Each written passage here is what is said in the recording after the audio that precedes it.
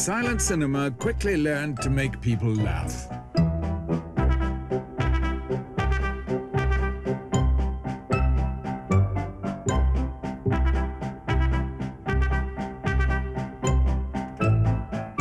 What started out as simple slapstick grew into the richest visual comedy the screen has ever known.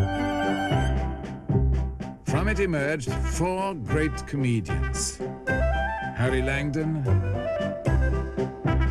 Harold Lloyd,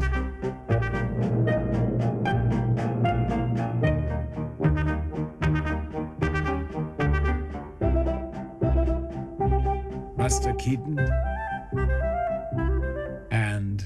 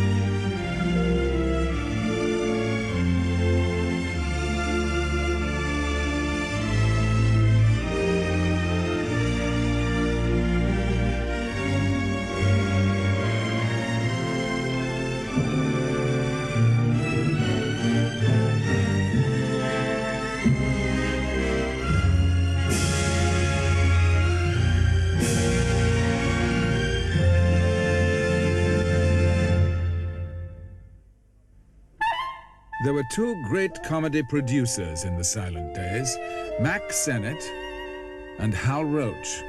Mack Sennett was an Irish blacksmith before he was an actor, and Roach was a truck driver before he was an actor. So we had a little something in common. We were both Irish. And we were, despite what the press said, we were friendly.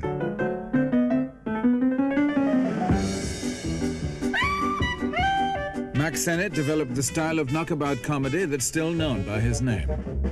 He had a broad sense of the visual ridiculous, and he played that to the hilt. I mean, in the early days of broad slapstick comedy where you threw everybody and everybody fell down like the Keystone Cops and things like that, Sennett was a master of that kind of comedy.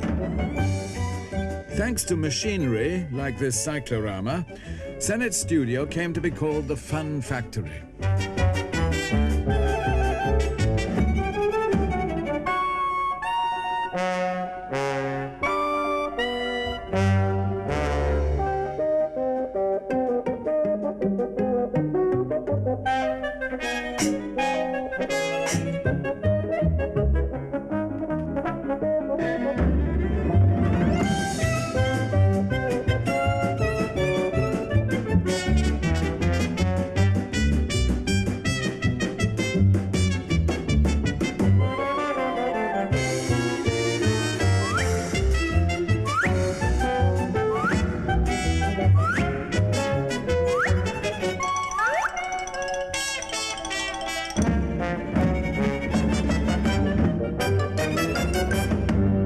In later life, Sennett was embarrassed by the praise heaped upon him. As he admitted, I stole my first ideas from the Pathes. The Pathé Frères Company were pioneers. The French had specialized in trick films from the very beginning of the cinema.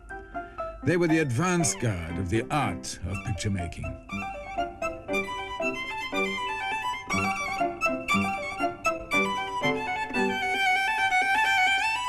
Pathé made this chase comedy about a runaway balloon in 1907.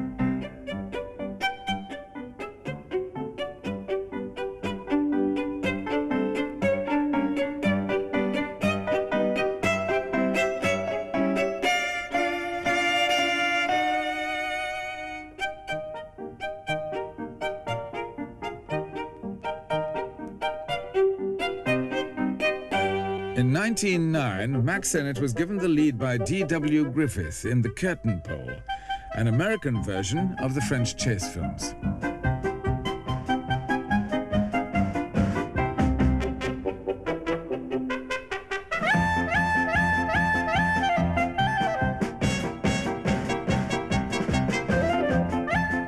Griffith assigned Sennett to direct comedies.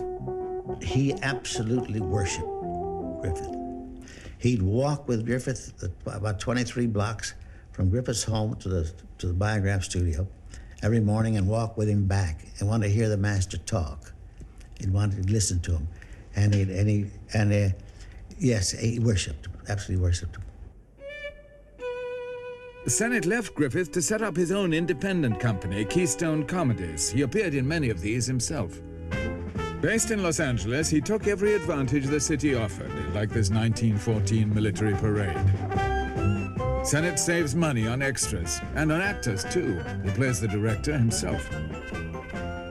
Sennett had a remarkable ability to spot talent. The young lady with the powerful kick is an English comedian named Charlie Chaplin. A great many of the comedians working for Sennett were English, and a great many other comedians that were working for other people over here were English. And because the vaudeville, music hall, pantomime shows in England produced a great many very fine comedians and comediennes. And I think that as far as the visual humor is concerned, that there were more of it produced in England than any place else.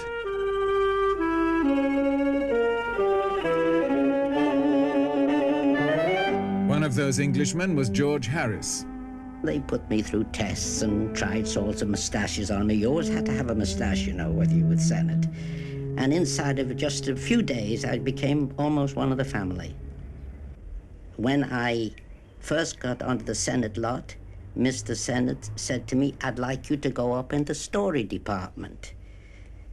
And I said, "But Mr. Sennett, I've never ever written for the screen, never done anything." He said, "No, just sit with the boys, and if you hear them talking about something that reminds you of something that you had seen in an English pantomime or an English vaudeville sketch, you mention it to them."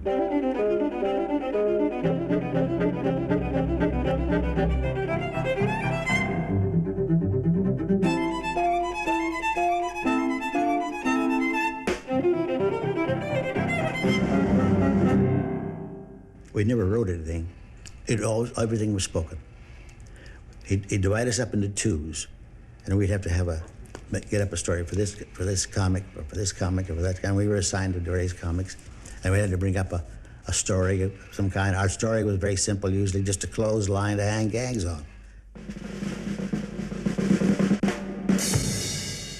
There was the old-fashioned pratfall, which is almost self-explanatory. You either went bump and hit on your behind, or you go a little higher and hit on your back. And the directors in those days, if your fall wasn't high enough, he'd say, "I want to see a little more light, please." And you'd have to go higher. Then there was a stiff back, where you'd be walking along the street and a fellow would come out here with a broom, hit you right in the face, and you do a stiff back. You wouldn't move your feet. Your heels would stay right where they are, and your shoulders and heels hit at the same time. Then there was 108. That's the old fall where you're walking along the street and you step on a bar of soap. You go up in the air and you lay out in the air like that. It's flat. Boom, and you come down. Of course, the flatter you land, the better it is for you, because it's not a one-point landing, it's an all-point landing. And those were the three basic falls of the old comedies. And if you couldn't do those, you couldn't do comedies. Even the gals used to do them. Some pretty damn good pratfalls.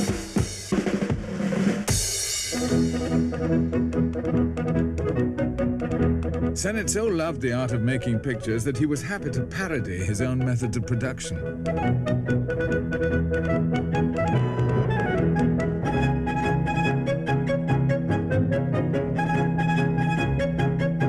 Oftentimes when they were shooting exteriors, if there happened to be something going on, one day I remember there was a fire, burnt 2 or 3 buildings.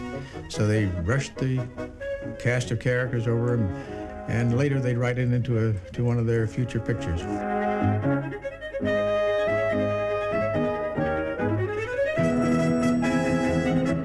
Sennett had a direct link to the fire department. When the call came, the crew dropped everything, including Ben Turpin.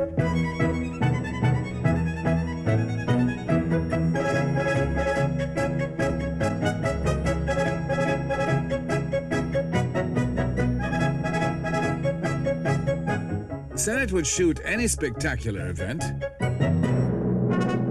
and work a sequence around it.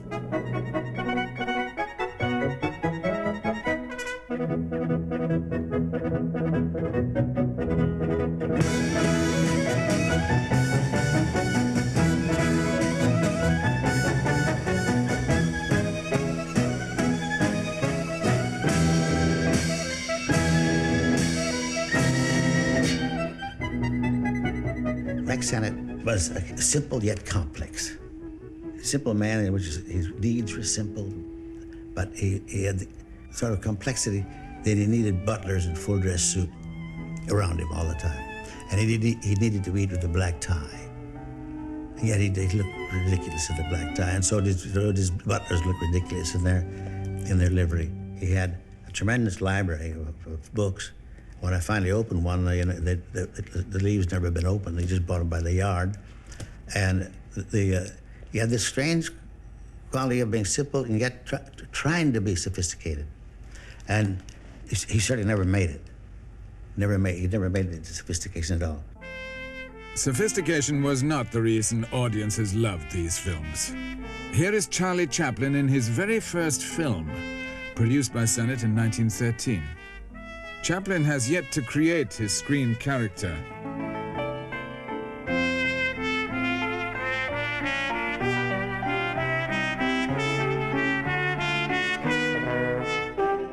Sennett insisted that Chaplin do the knockabout slapstick his audience expected. Chaplin wanted to make subtler comedies. He left Sennett in 1915 and a year later signed with Mutual for $670,000 a year. He was now the highest paid comedian in history. Chaplin's years on the stage made him a storehouse of English music hall lore. George Harris came from a similar background of music hall and pantomime. Well, Chaplin, in my estimation, is pantomime. I think his every movement, his every motion was pantomime.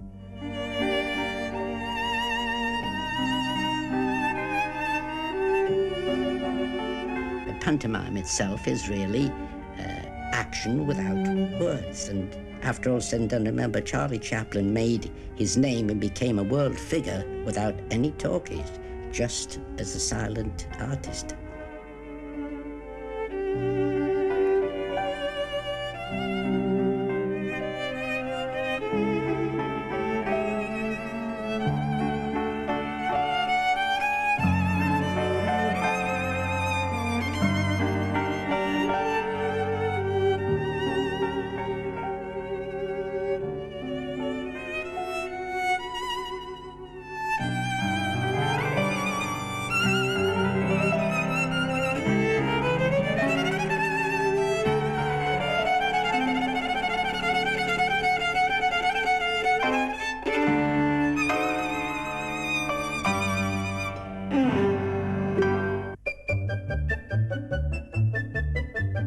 The one great film comic before Chaplin was The Frenchman, Max Linder.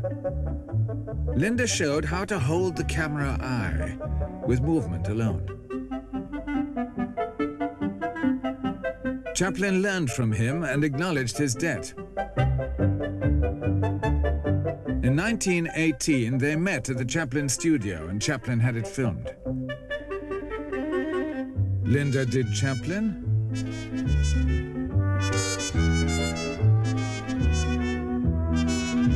Chaplin did Linder.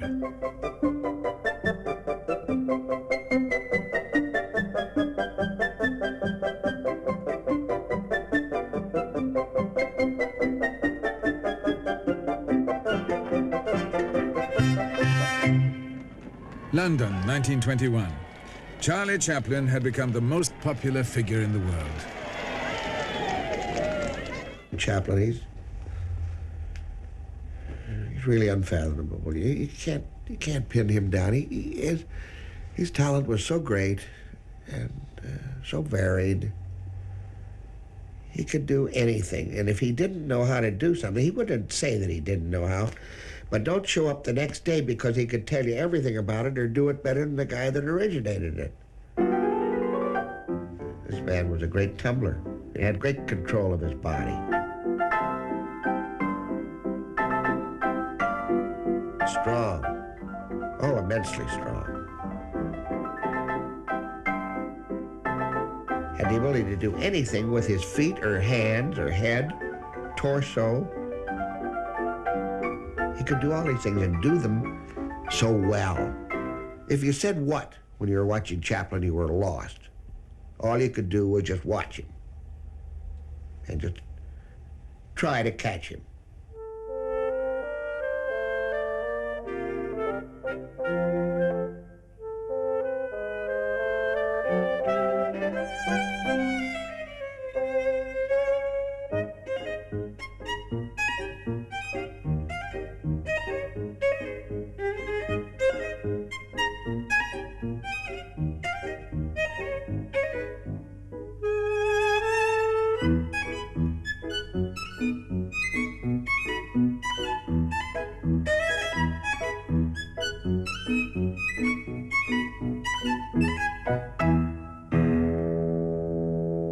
Jackie Coogan's father was a vaudeville comic, and one night Jackie joined him in the act. In the audience was Charlie Chaplin. He was showing me off for the benefit of his friends, and it went over terrifically with the audience. And Chaplin, being a man of instant emotion, said, "I've got to get that kid." He got him. Jackie Coogan was 4 years old. For a while, Chaplin didn't know what kind of film to make with him. He showed him off for visitors to the studio. This rare piece of film is from Chaplin's own archive.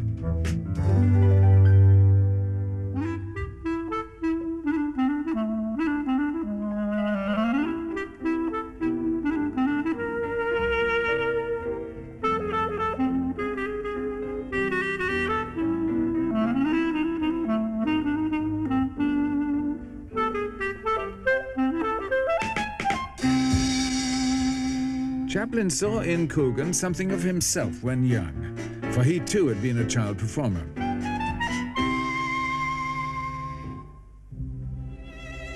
Gradually, the shape of the film formed in Chaplin's mind. It would be different from anything he had done, a comedy with dramatic sequences. Chaplin's own London childhood, when he was taken from his mother and placed in an orphanage, was the inspiration for the kid. He had nothing goading him on. He was his own boss, and he took the most precious thing in the world, time, and lavished it on the picture. As everyone knows, Charlie wore a crepe mustache, and they used to stick it on with spirit gum. And we had several close, very close scenes, and this glue had a sort of an offensive odor. A lot of the times, we're just sitting around. We wouldn't even be in costume without an idea. And suddenly he'd get this idea and he'd disappear and get his makeup on and put the mustache on. And it was fresh. And that odor would come through from that glue, and that was always associated with, well, it's time to go to work.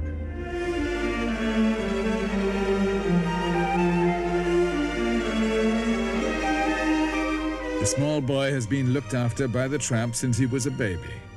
Now the welfare authorities are going to take him away.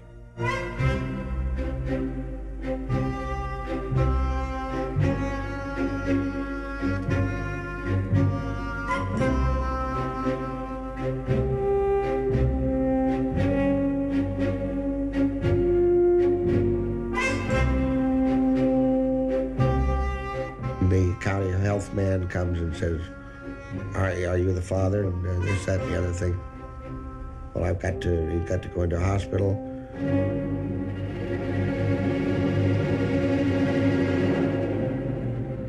And they take him by force and had to be put in a, which was practically condemning a child to death.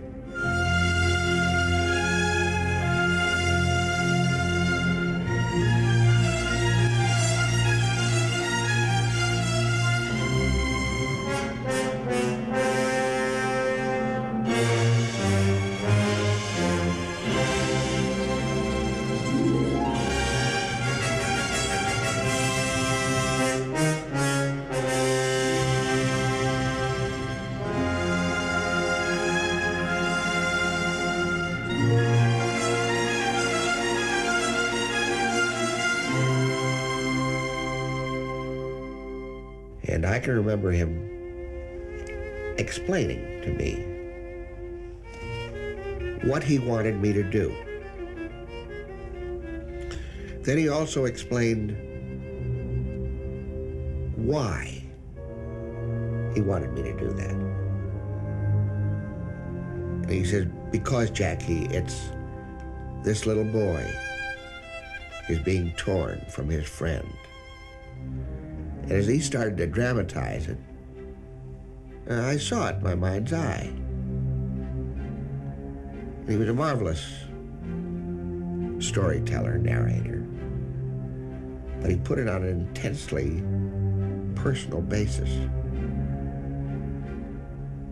so that when he said camera and then action, and the welfare worker threw me into this truck, that's when the dam broke.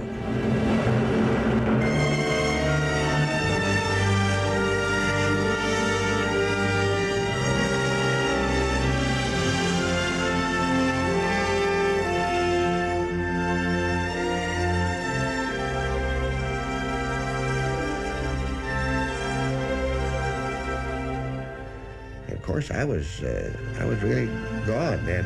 I was torn up. I want my daddy, and I was hysterical. And if you are going to portray yourself being hysterical, you better get yourself hysterical. Whether it's as phony as a $3 bill.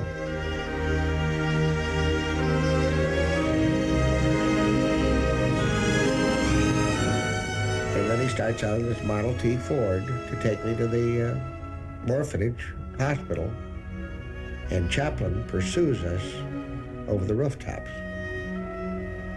Well, he had a good idea. That was a different kind of a chase, where the pursued are in a car, and the poor pursuer is on foot, but over the rooftops.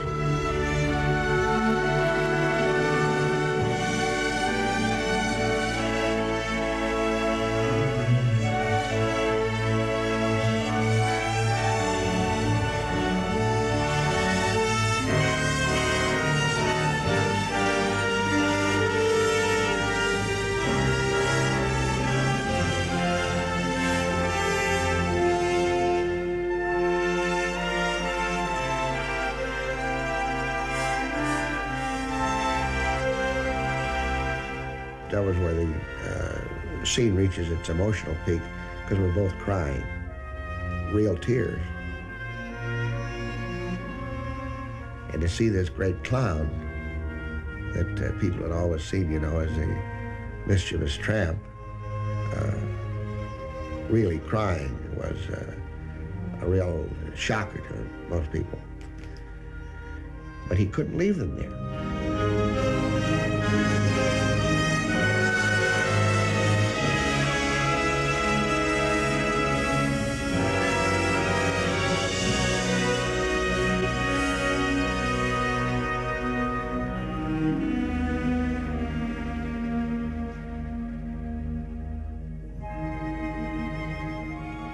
So that was the finish of the scene. So he had gone from tearing your heart out to knocking him in the aisles with it, because the greatest relief is laughter.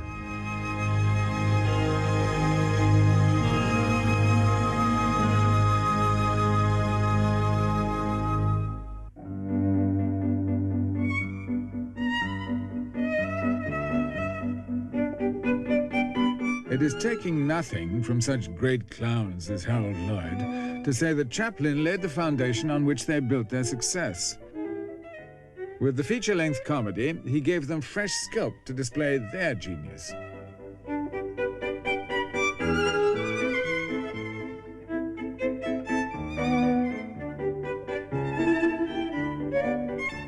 Lloyd began his comedy career as a Chaplin imitator.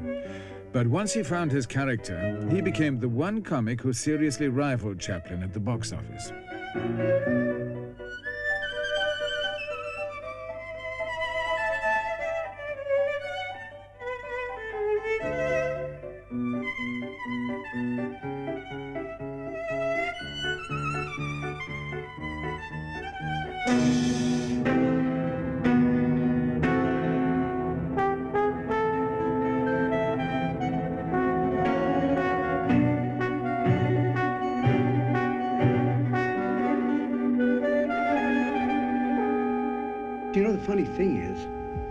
They've almost got me down as a stunt comedian because the films that I made that had thrills like that in had a real impact, and they remember those. But actually, out of nearly 300 films that I made, somewhere between 250 and 300, I only made 5 that had thrills like that. That's a small amount. From the beginning of his career, Lloyd was closely associated with Hal Roach. Well, Harold Lloyd and Frank Berzaghi and I, for instance, they made a colossal 3-reel picture called Samson. And we were the 3 eunuchs, the witnesses of the birth of Samson. Lloyd was not a comedian in those early years. He was just another face around the studios. He hoped that makeup would win him substantial parts, but old men and idiots were not much in demand. He finally popped up in a series of Hal Roach comedies, co-starring Bebe Daniels. His character, Lonesome Luke, resembled Chaplin's too closely for Lloyd to stay with it for long. I felt that I'd gone as far as I could with those comedy closed characters, and they weren't satisfactory to me. I was too much like all the rest. Charlie had complete control of that category, so I wanted to get away and be something different. We had a guy that did a great drunk, and one day, in doing a drunk, he came on the set with a pair of glasses without any rims, without any glass in them, and he looked very funny with these things on, and that's where I got the original idea of the glasses for Lloyd. Much to the disappointment of Pathé, we changed the character from Lonesome Luke to a straight character. The only identification were the glasses. That character was almost immediate success. Lloyd found his mark not by looking funny, but by looking serious. Glasses give you an academic appearance of a studious man, but you don't necessarily have to be that. You can belie that appearance. You may get into a scrape and they think you're very studious, and you do something entirely to dispel that idea.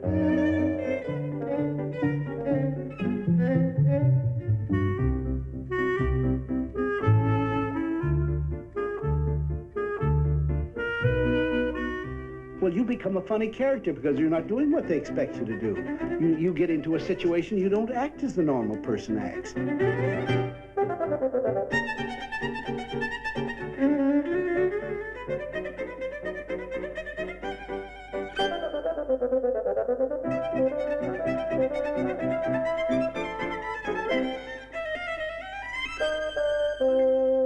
My character, just to think of it, it was the glasses and an ordinary clothes, you wouldn't think is a funny young man.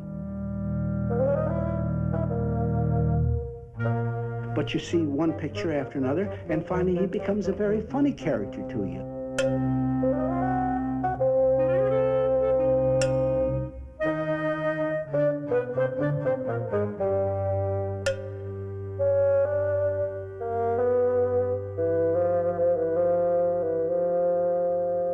Harold Lloyd was an excellent actor, and Harold Lloyd portrayed a character, and that's exactly what acting means, is portraying a character, not playing yourself, and he built that character.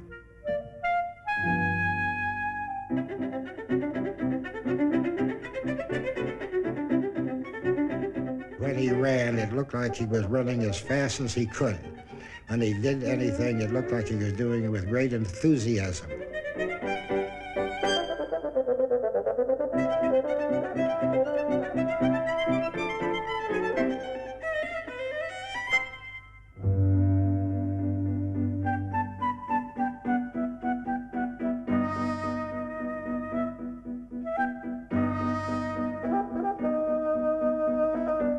In Hot Water, Harold wins a turkey in a raffle and takes it home on the streetcar. But there's another problem he fails to notice.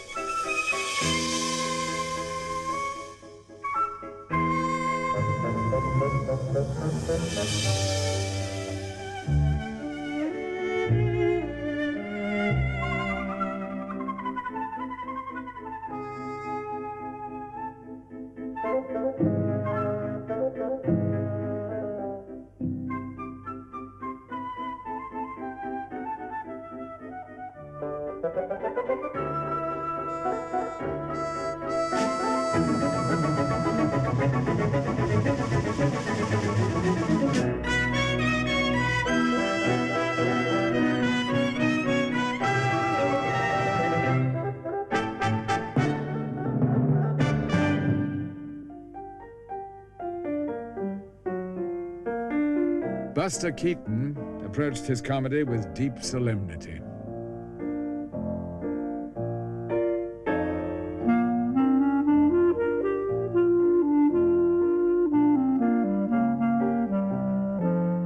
Not smiling was mechanical with me. I just didn't pay attention to it. I learned from the stage that I was the type of comedian that if I laughed at what I did, the audience didn't.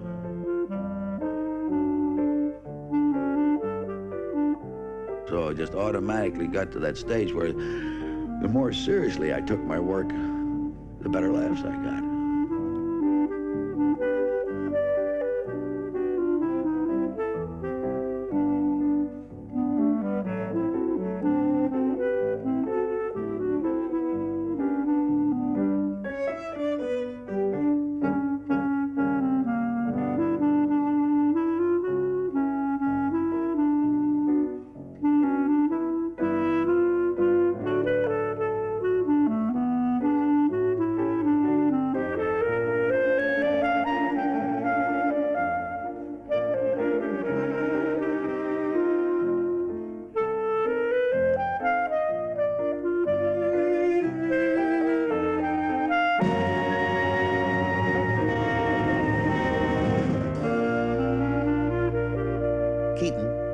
I think was the best of all, the most intellectual of all.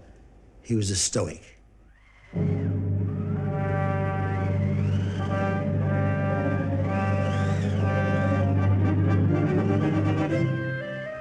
never changed expression no matter how life treated him. He always accepted the good or the bad or whatever it was. He accepted it in one way, and that's with a certain tolerance for what it was, the stoic.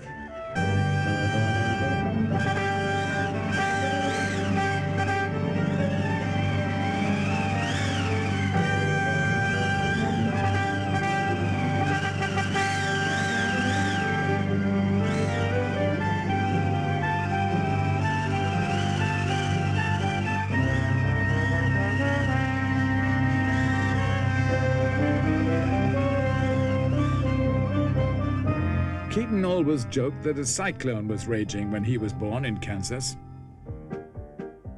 His parents were vaudeville entertainers, and Keaton joined them on the stage at a very early age. My old man was an eccentric comic, and as soon as I could take care of myself at all on my feet, he had slap shoes on me and big baggy pants, and then just start doing gags with me, especially kicking me clean across the stage or take me by the back of the neck and throw me. By the time I got up to around 7 and 8 years old, we were called the roughest act that was ever in the history of the stage.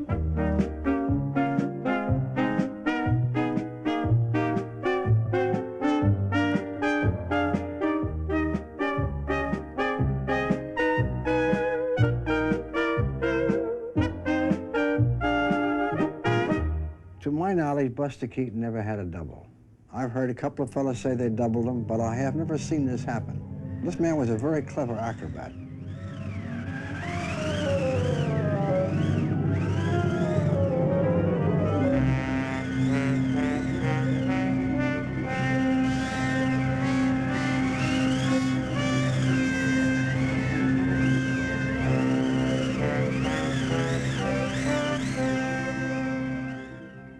Now, I don't believe, knowing his Buster as well as I do, and doing things as good as I used to do, I don't believe I could have done them like he wanted them. He knew what he wanted. His fall was a different fall.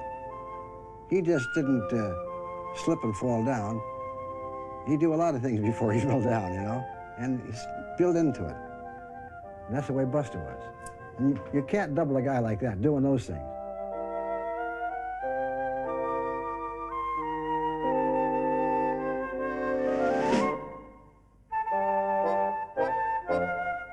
Keaton's pictures were always elaborate and sometimes flourished into an epic grandeur.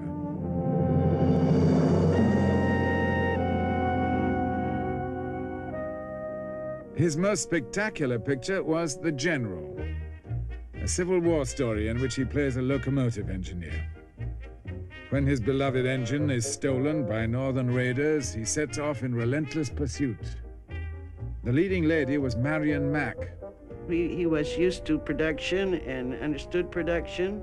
He understood the important shots, where to shoot from, and he knew exactly what he was going to do. But no one else knew what he was going to do before he started a scene, hardly ever.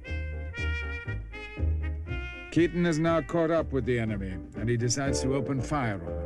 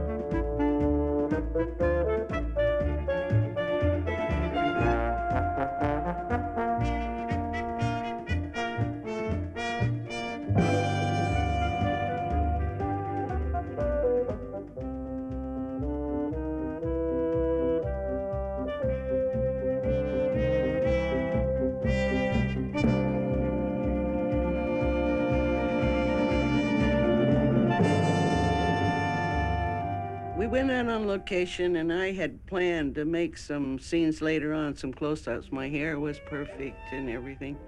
And they told me to go into the scene and pretend like I'm helping Buster. Of course, in this picture, I was always supposed to be sort of a dumb Dora type of a gal that was trying to help Buster, but getting in his way. So they said, when Marion gets in the proper position, let's let the water spot go and knock her down. I didn't know that they were going to do it. So that scene is not acting because the force of the water was very great. It's good that we didn't have sound movies at that time.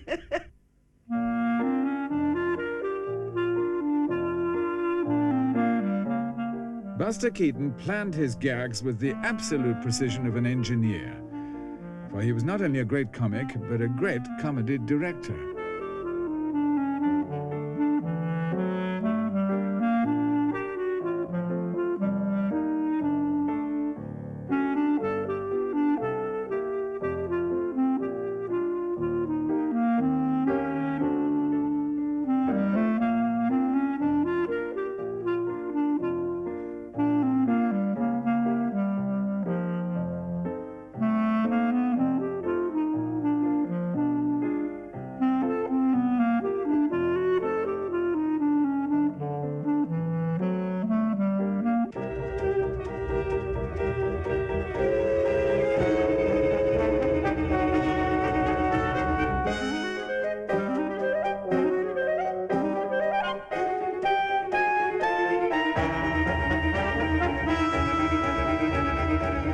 With this, his first independent release, Keaton proved how well he knew his audience.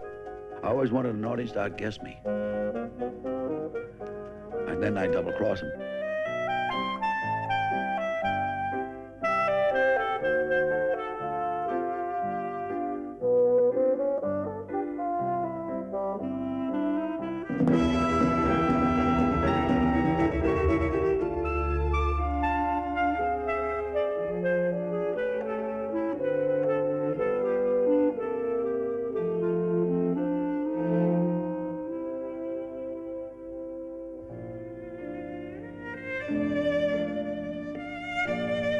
If Keaton worked on a wide canvas, Harry Langdon was a miniaturist. His style was slow, deliberate, detailed.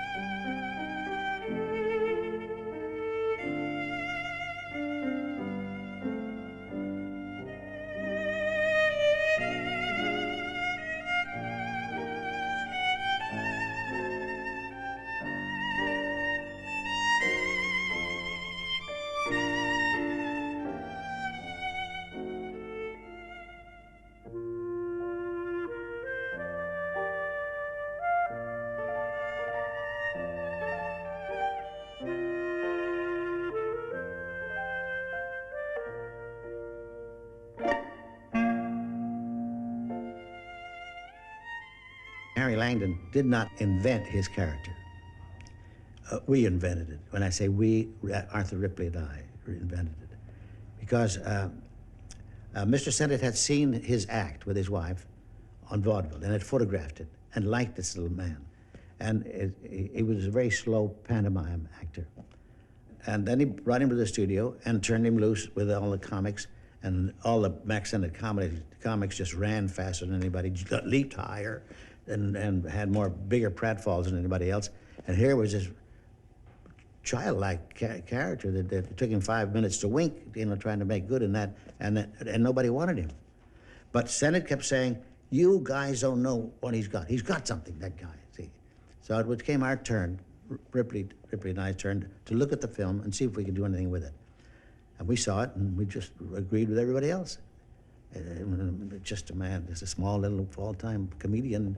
And Ripley said, I think, only God could help that twerp, And I had just read Soldier Schweik, The Good Soldier Schweik.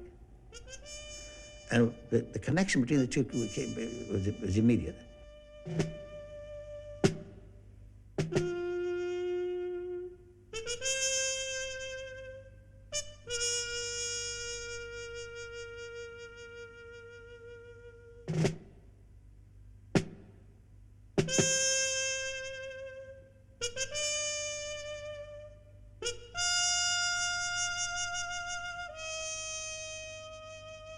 We asked permission to work on it for a while, and we did, and we made the picture, and the picture was a tremendous hit. It was a two-reeler. Absolutely a new star was born, a new kind of a personality, you see, innocence.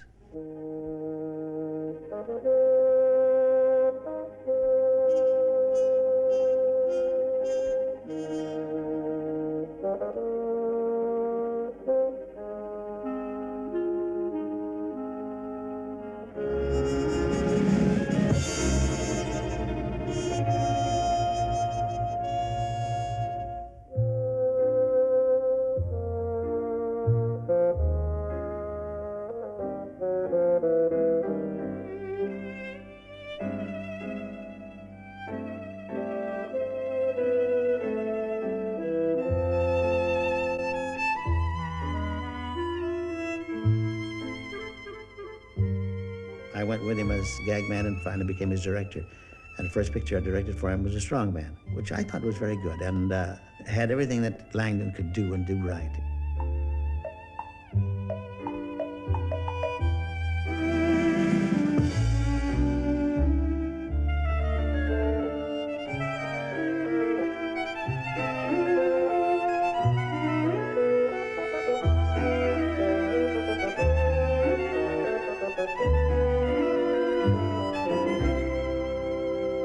So he went Hollywood in a very big way because he read these wonderful reviews from New Yorkers who went crazy about this man.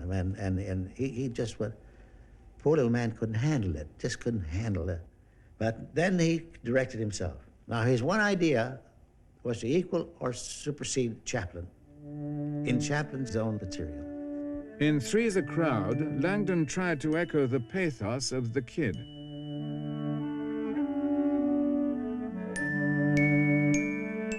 Audiences were not moved.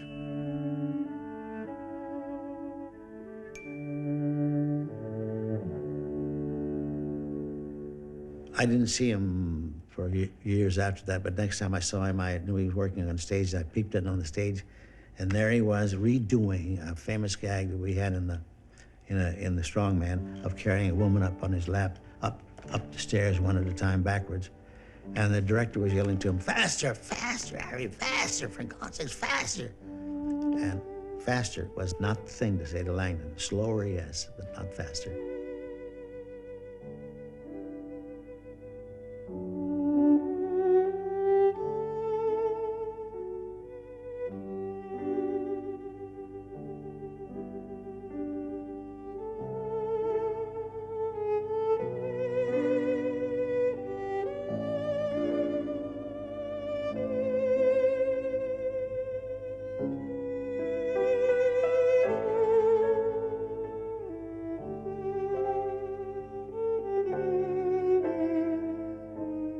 Langdon's stardom was short-lived.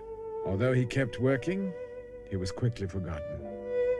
He never knew what difference between his own character. See, he never knew that Chaplin invented his own character, and knew Chaplin could direct himself because he knew his own character better than anybody else.